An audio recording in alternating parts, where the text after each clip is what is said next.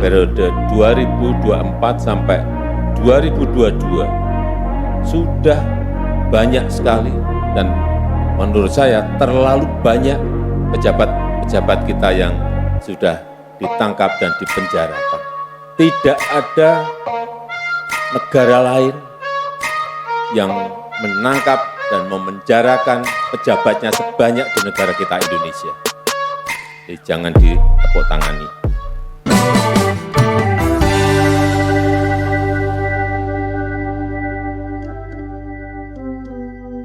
Assalamualaikum warahmatullahi wabarakatuh.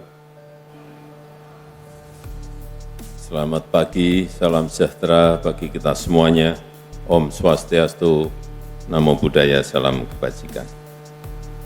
Yang saya hormati Ketua dan Pimpinan Lembaga Tinggi Negara, yang saya hormati Ketua dan Pimpinan KPK, beserta Ketua dan anggota Dewan Pengawas KPK, yang saya hormati para Menteri Kabinet Indonesia Maju, para Kepala Lembaga Pemerintahan non-kementerian,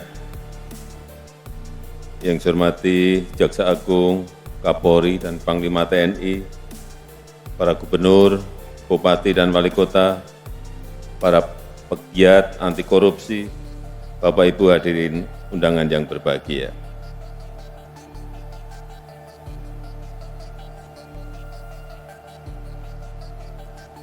Korupsi adalah kejahatan yang luar biasa, yang menghambat pembangunan, bisa merusak perekonomian bangsa, dan juga bisa menyengsarakan rakyat. Kita tahu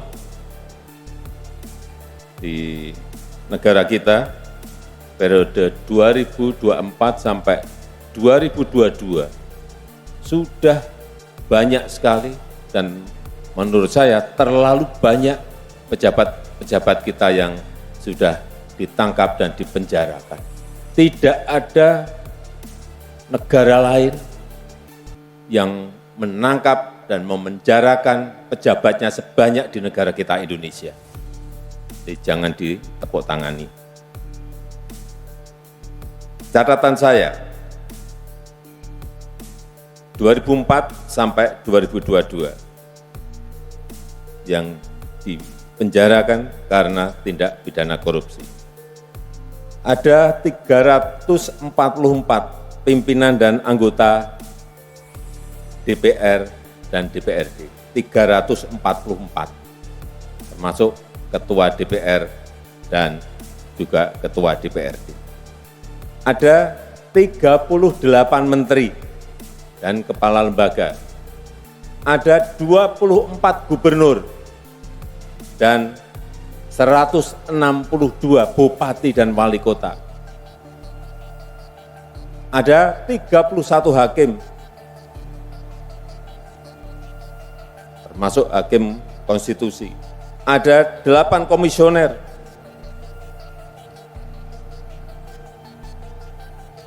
Di antaranya komisioner KPU, KPPU, dan KY. Dan juga ada 415 dari swasta dan 363 dari birokrat. Terlalu banyak. Banyak sekali.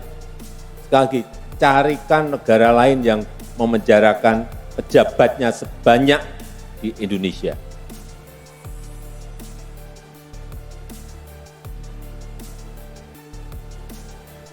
Dengan begitu banyaknya orang pejabat yang sudah dipenjarakan, apakah korupsi bisa berhenti? Berkurang. Ternyata sampai sekarang pun masih kita temukan banyak kasus korupsi.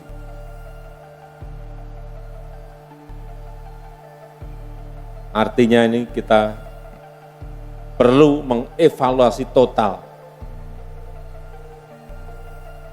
Saya setuju tadi yang disampaikan oleh Bapak Ketua KPK, pendidikan, pencegahan, penindakan, ya, tapi ini ada sesuatu yang memang harus dievaluasi total.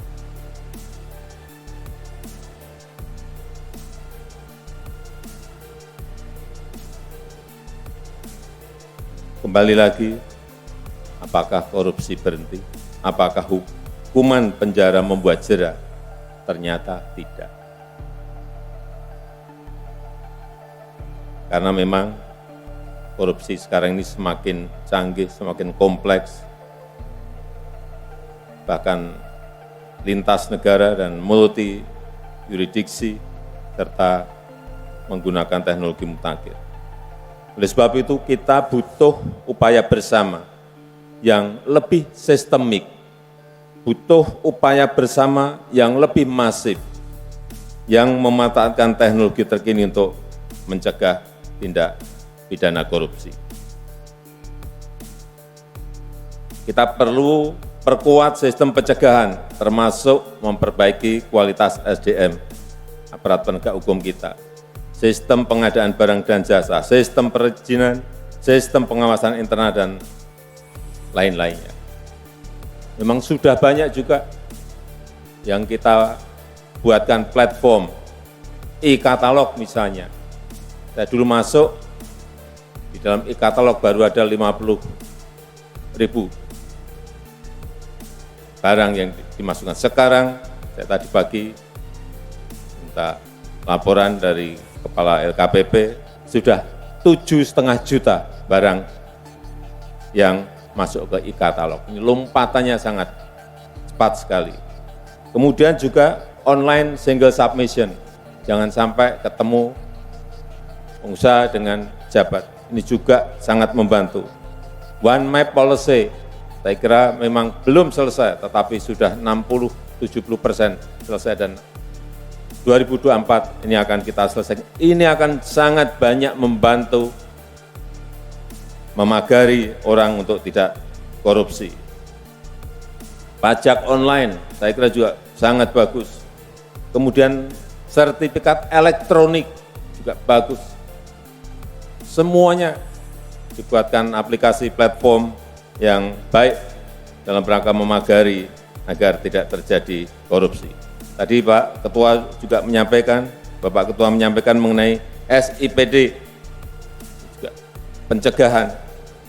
Kemudian sistem logistik nasional, coba dibandingkan sebelum dan setelah ini, apa yang telah kita perbaiki. Simbara untuk batu bara dan kemudian nanti akan masuk ke nikel, boksit, ke tembaga, saya kira ini akan juga kita bisa mengontrol berapa banyak sebetulnya sumber daya alam kita yang sudah dieksploitasi, kemudian diekspor dan lain-lainnya. Yang terakhir mengenai penguatan regulasi di level undang-undang, ini juga diperlukan. Apa? Menurut saya, undang-undang perampasan aset tindak pidana ini penting segera diselesaikan.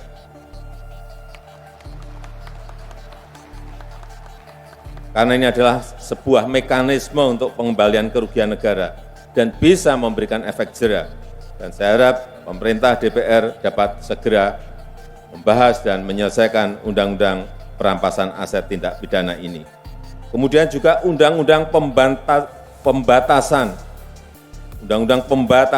transaksi uang kartal yang mendorong pemanfaatan transfer perbankan. Ini semuanya akan lebih transparan, lebih akuntabel, juga sangat bagus. Dan dalam peringatan Hari Anti Korupsi Sedunia ini, saya mengajak kita semuanya, mari kita bersama-sama mencegah tindak pidana korupsi dan bisa memberikan efek jera kepada para pejabat yang melakukan korupsi. Saya rasa itu yang ingin saya sampaikan dalam kesempatan yang baik ini. Terima kasih. Wassalamualaikum warahmatullahi wabarakatuh.